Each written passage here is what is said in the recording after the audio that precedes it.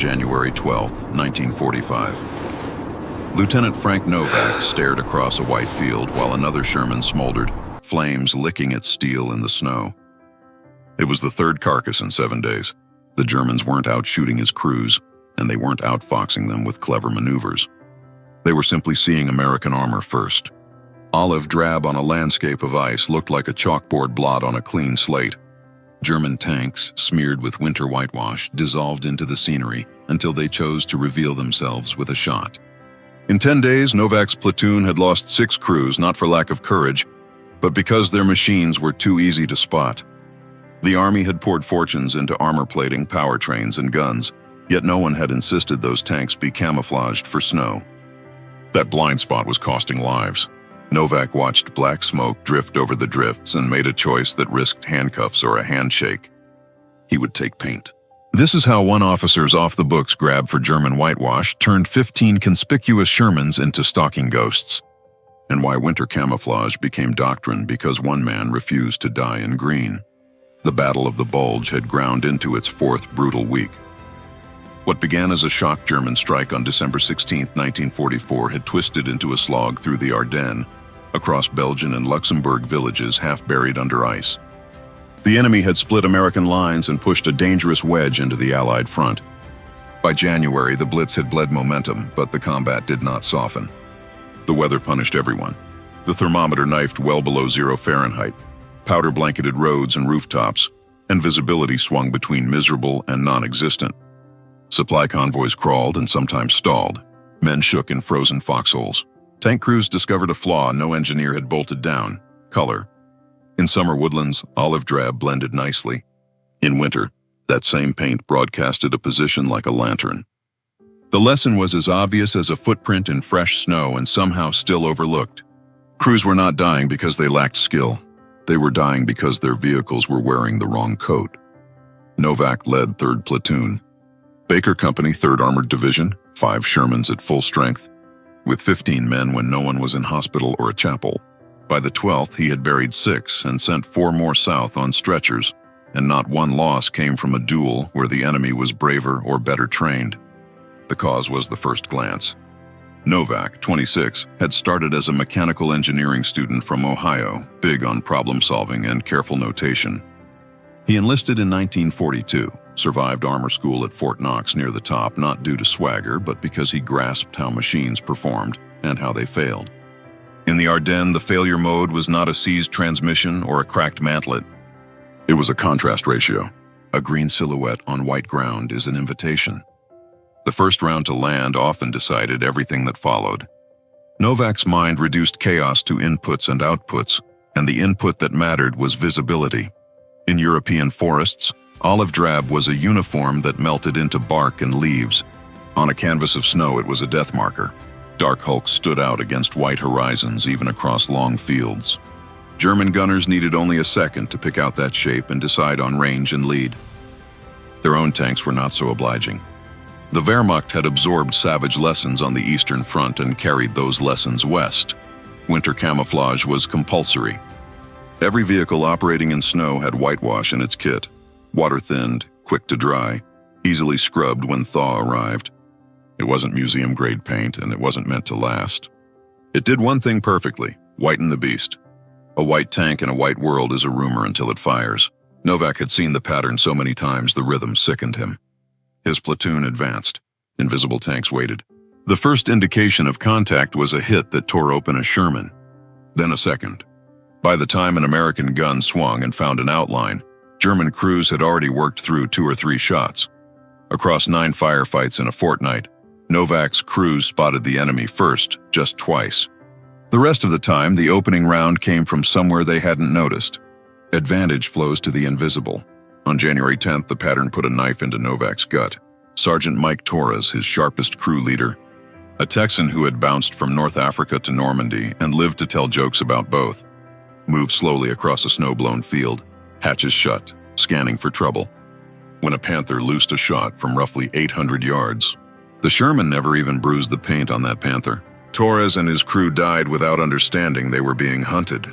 Later, Novak paced the site, counting steps, peering at lines of sight from a stand of frosted trees that gave clean arcs across the field. The German position, once you knew to look, made cruel sense. The Panther itself had been a blank shape against white, part of the world, not an object in it. Torres had practically stared at it and seen nothing. In that moment, paperwork ceased to matter. Survival did. He pulled his remaining tank commanders into a barn that night, their breath fogging in the dust. 4 hard faces, drawn thin by loss. "We're not dying because they're better gunners," he told them without ceremony. "We're dying because they blend, and we don't." Staff Sergeant Paul Hendris, his gunner, nodded at the obvious truth. "They've been whitewashing on the Soviet front since forever. It's standard for them." "We didn't bring any," Novak replied, "because no one planned our winter properly." He spread a map over a crate.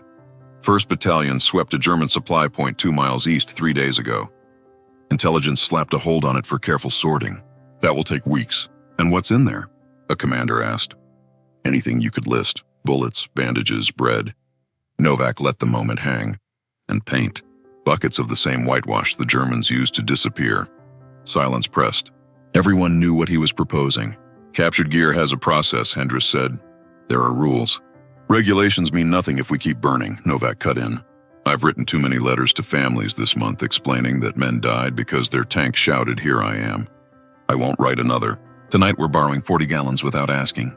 By sunrise, our tanks are pale ghosts. Next time we meet German armor, they will be the ones squinting too late." No one spoke against it. Grief had emptied them of patience. At first light, before the raid, Novak did something that looked macabre and was anything but. He toured every knocked-out Sherman he could reach, notebooks and mittens, tape in hand. He paced off distances, traced spall scars with a gloved finger, measured angles of impact, sketched firing arcs, and plotted the likely hide sites from which German shots came. His crews worried he was cracking. In truth, he was doing what engineers do, gather facts until patterns confess themselves. They did. American tanks were being killed at or near the enemy's optimal range, often on the initial hit or within the first salvo. The angles spoke of shooters who had pre-selected positions long before sighting their targets.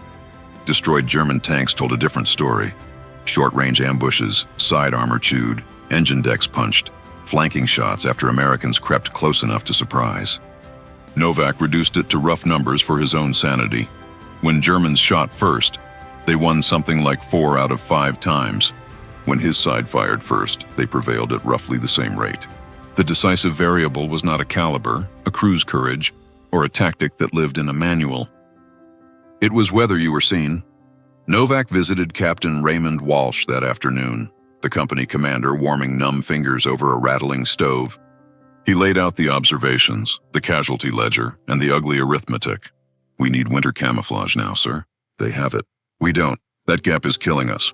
Walsh's jaw tightened. "I've asked supply for snow paint for 3 weeks, he said. The reply is always that something else ranks higher. "Maybe next month." "Next month," Novak replied. "We'll be writing names for the chaplain." Walsh's eyes were tired. "I can't conjure paint from cold air, Lieutenant." Novak took the step that might end his career. "There's a captured depot 2 miles east. It holds whitewash. If we could requisition..." Walsh's hand went up. "Division controls that site. Captured material goes to intelligence, then inventory. Then someone signs the paper. Those rules exist for reasons. Good reasons don't matter if every reason bleeds out in the snow before the paperwork moves," Novak said. "What are you really suggesting?" Walsh asked. "I'm saying my platoon needs paint. The paint exists inside that fence, and if I wait on channels, I'll be writing home that we followed procedure while their fathers wept." "That's theft, Novak. Tactical adaptation with available resources, sir." Walsh's mouth twitched. "You're clever. I'm desperate to keep my men alive," Novak said.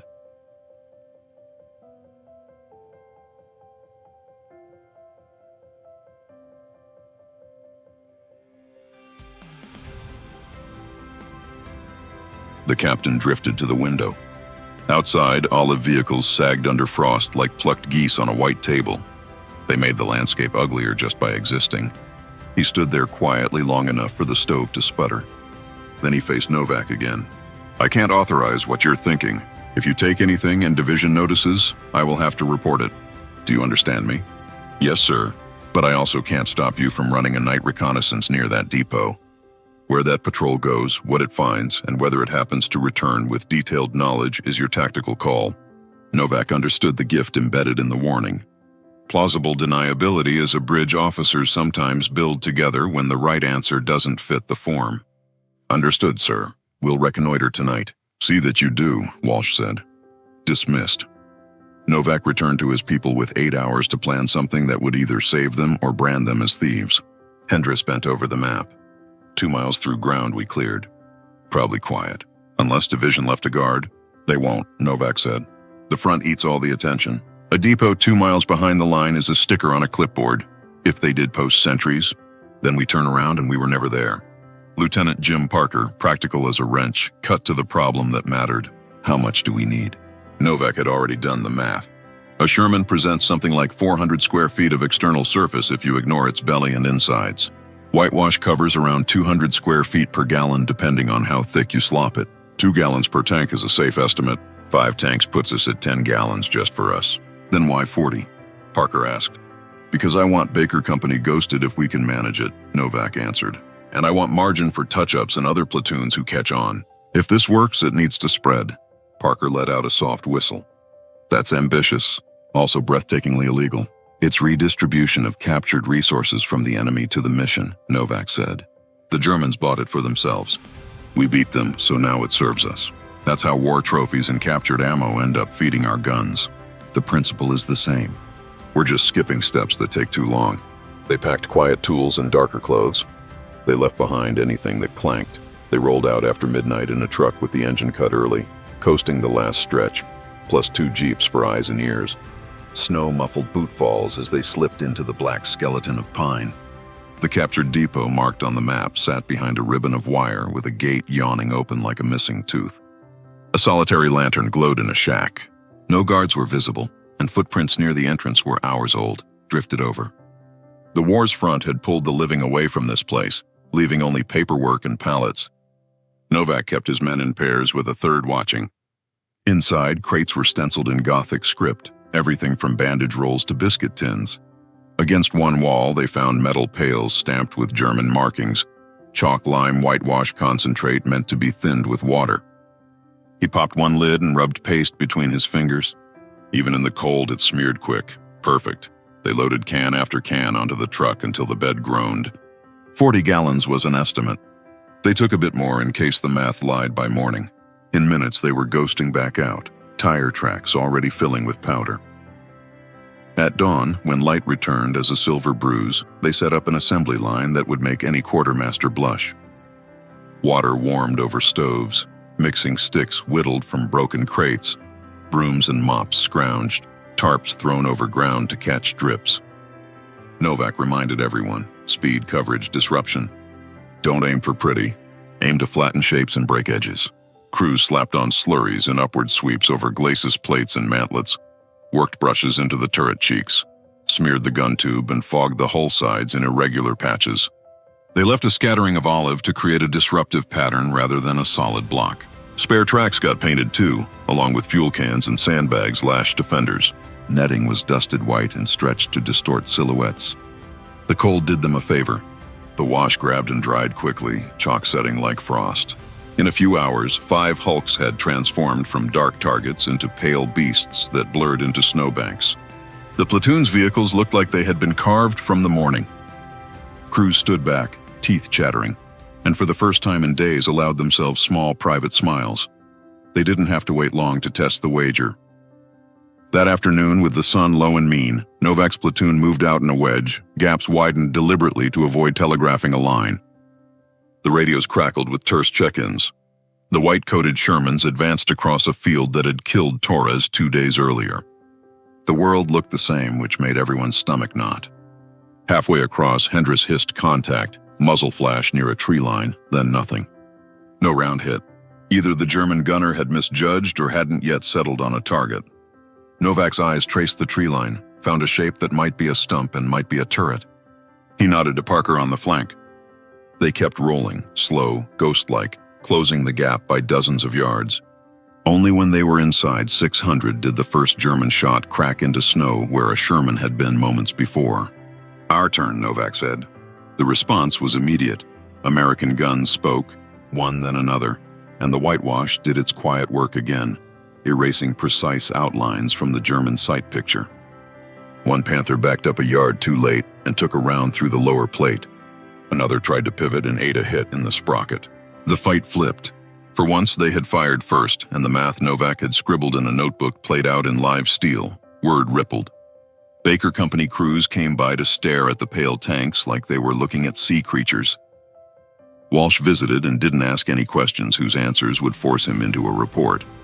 He simply looked from the field to the ghosts and back and told Novak to keep his tanks clean and his mouth shut. Other platoons brought whatever paint they could beg or find, and Novak shared what remained.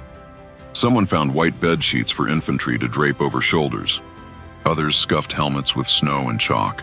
Within days, the battalion had a piebald look. Some tanks pristine white, others blotchy, all better than before. Casualty rates eased.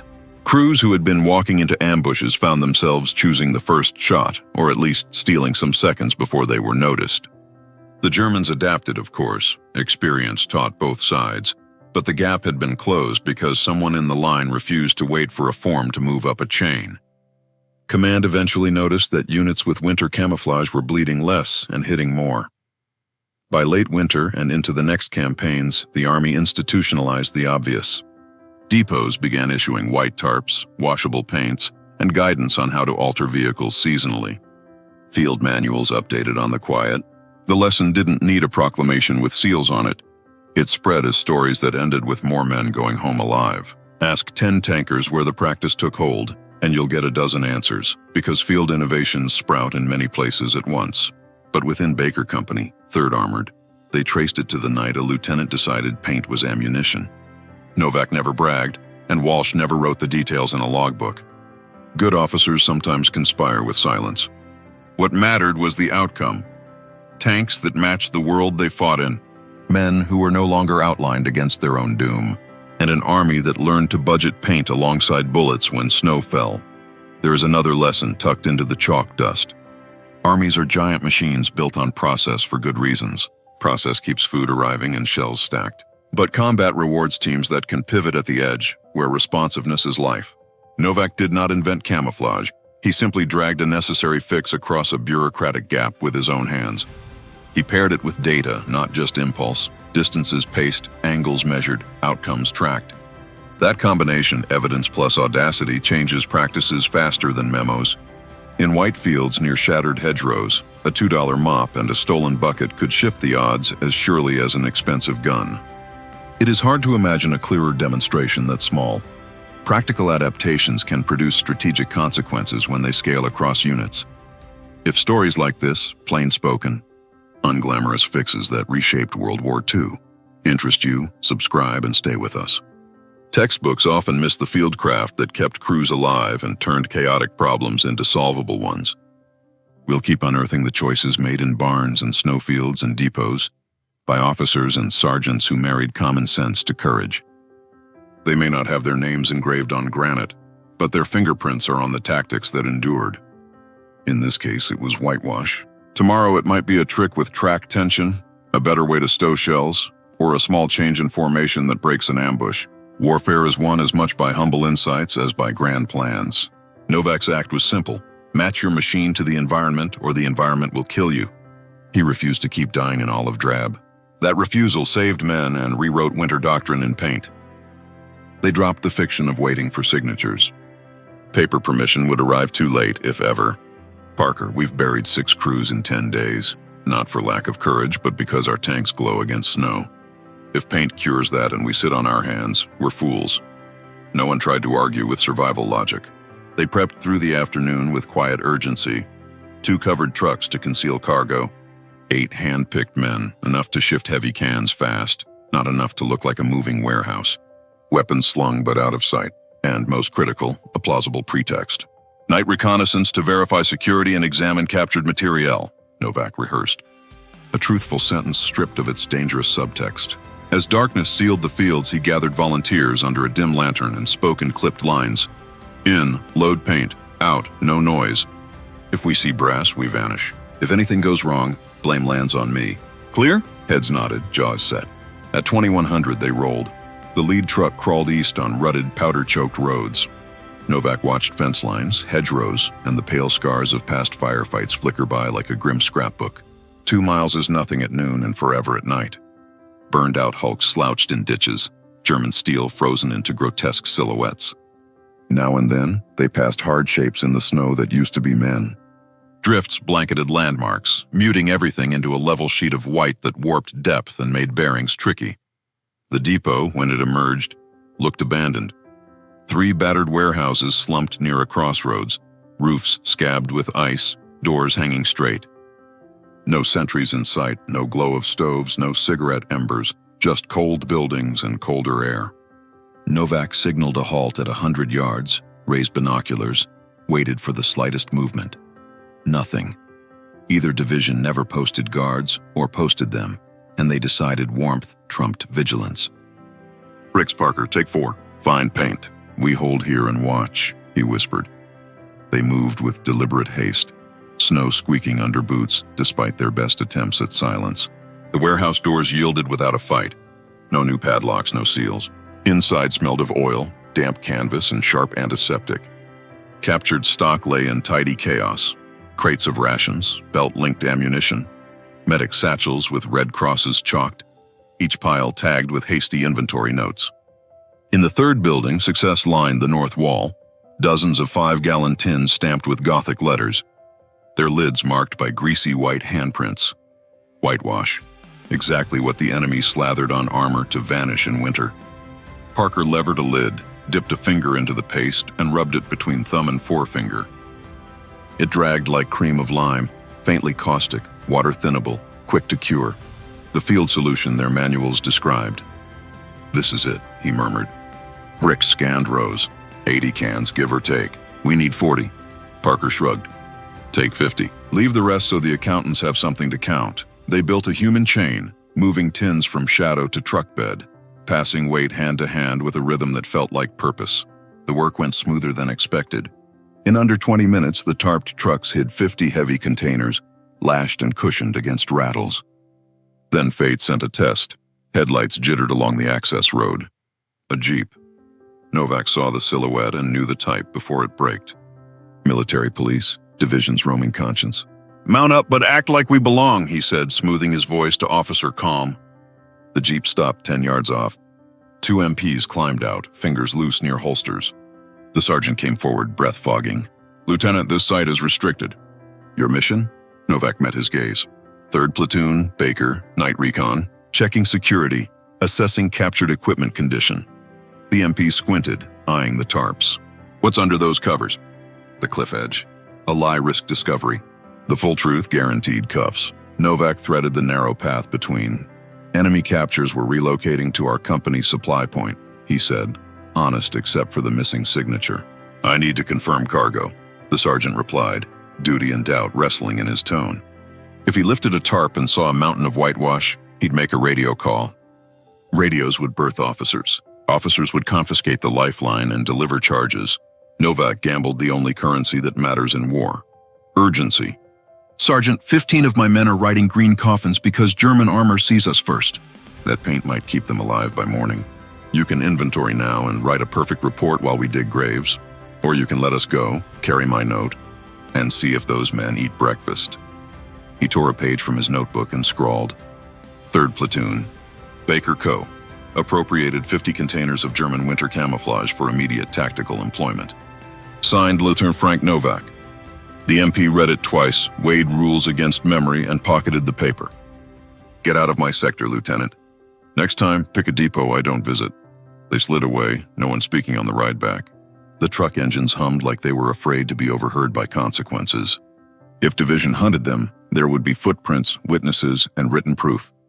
Novak's wager was simple. Results outrun reprimands. At 23:30, they rolled into the bivouac's cold heartbeat.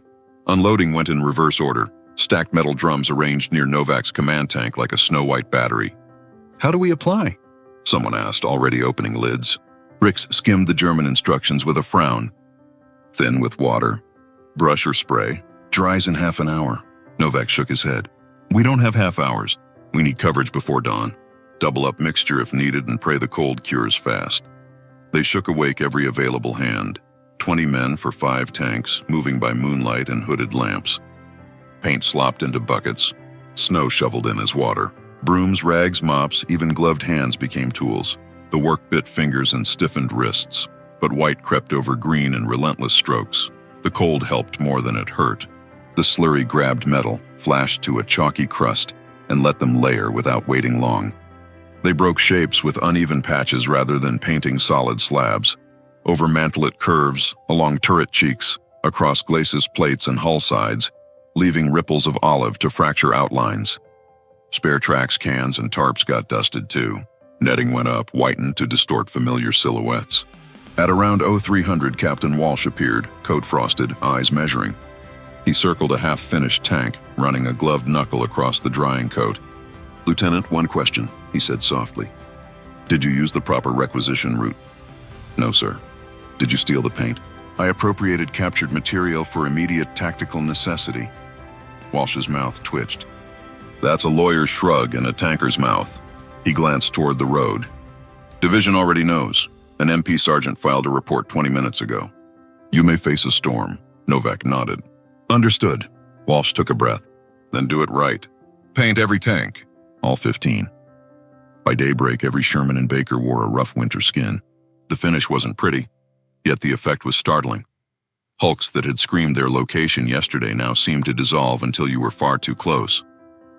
Soldiers from neighboring companies drifted over, stopping mid-step as the illusion hit them. Some chuckled at the audacity.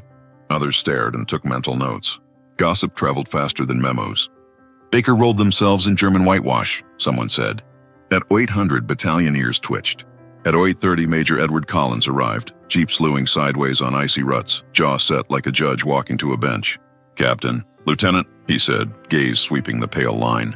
"Explain why 15 vehicles under my command resemble enemy doctrine." Walsh deferred with a look. Novak stood steady. "Sir, winter camouflage, standard German practice. We're matching environment to regain initiative."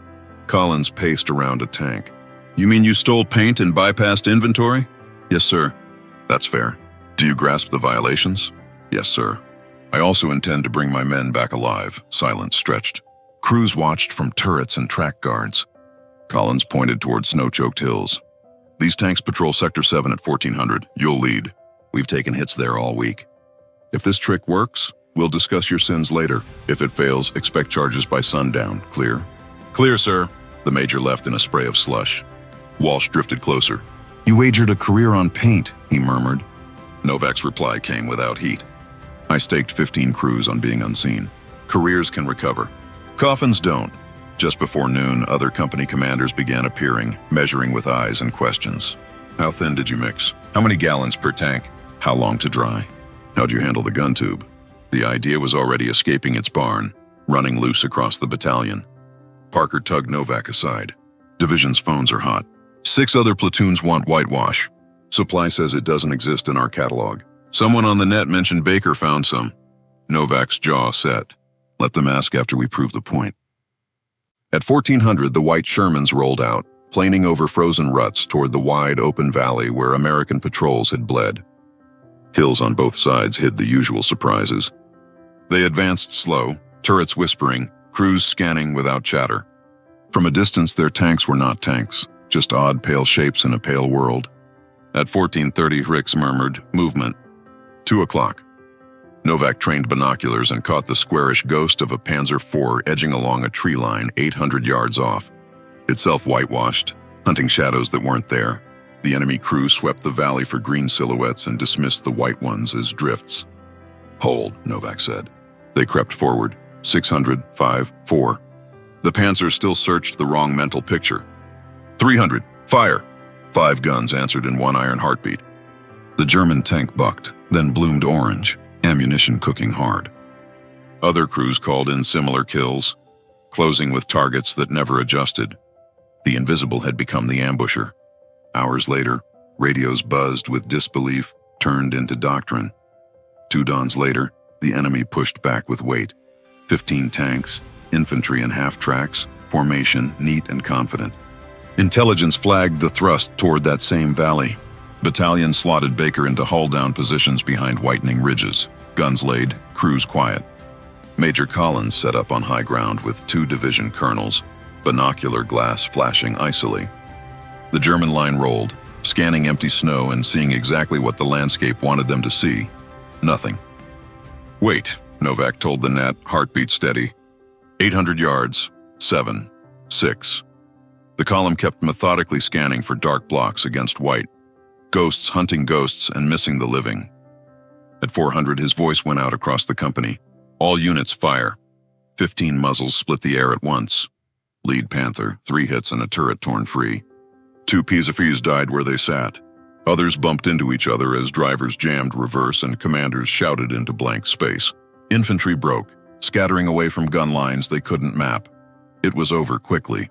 11 minutes of thunder and shrapnel, then quiet, broken by the crackle of burning fuel and the hiss of cooling steel. 13 enemy tanks remained where they died. 2 escaped mangled. Baker lost no vehicles. 3 men had shallow wounds from small arms.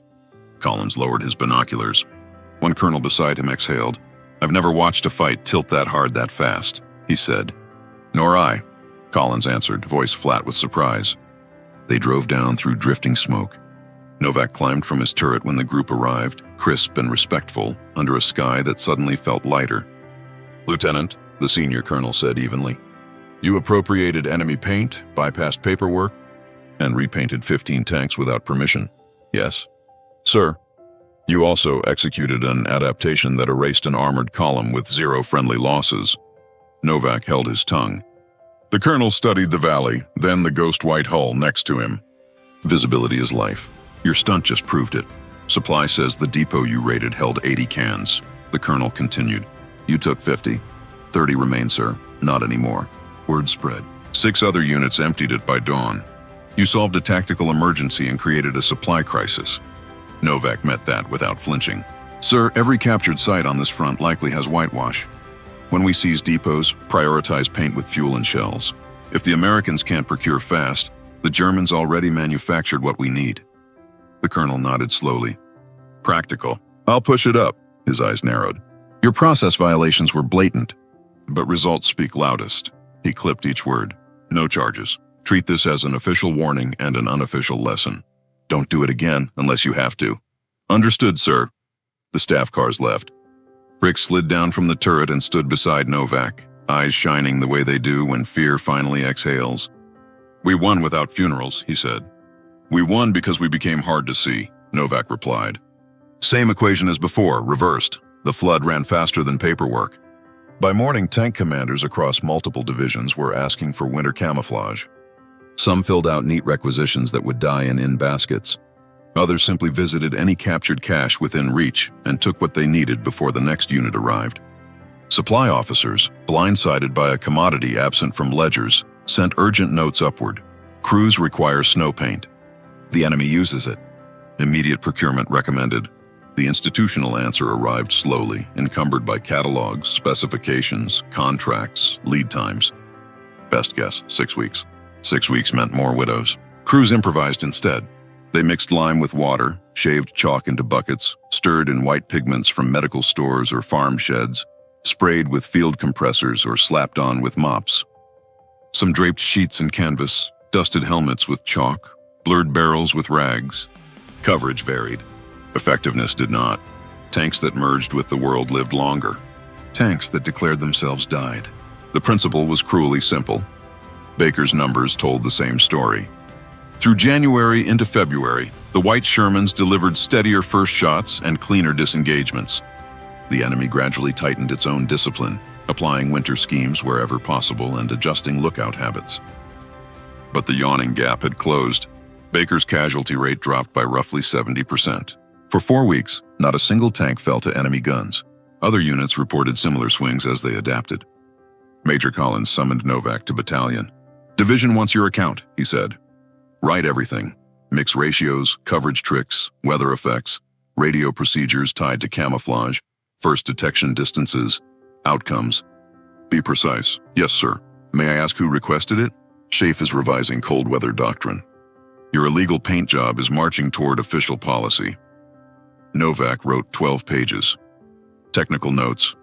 Photographs of before and after silhouettes at range. Charts of engagement ranges and opening round odds. And field tips, like breaking straight lines and frosting optics glint. War's end came with a wire on May 8, 1945.